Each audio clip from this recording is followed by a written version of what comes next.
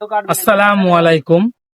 আজকে আপনাদের সাথে একটা হাদিস শেয়ার করি, যে হাদিসটা শুনলে হয়তো আপনার বুক কেঁপে উঠতে পারে।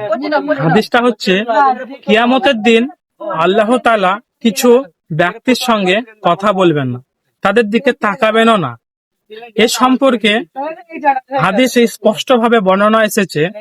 রাসূল সাল্লাল্লাহু আলাইহি সাল্লাম বলেছেন, আল্লাহ তাআলা কিয়ামতের দিন তিন ধরনের ব্যক্তির সঙ্গে কথা বলবেন না, তাদের দিকে তাকাবেনও না, তাদের পাপকে পবিত্রও করবেন না, এবং তাদের জন্য রয়েছে যন্ত্রণাদায়ক শাস্তি। সাহাবারা বললেন, হে আল্লাহ রসুল, তারা কারা? তিনি বললেন, 1 নম্বর, যে ব্যক্তি কাপড় টেনে অহংকারের সাথে হাঁটে অর্থাৎ গর্ব করে।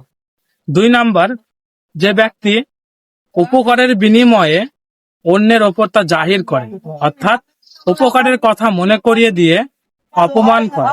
3 নম্বর, যে ব্যক্তি নিজের পণ্যের মিথ্যা কসম খেয়ে তা বিক্রি করে। অবশ্যই এই 3টা কাজ থেকে আমরা বিরত থাকবো ইনশাআল্লাহ।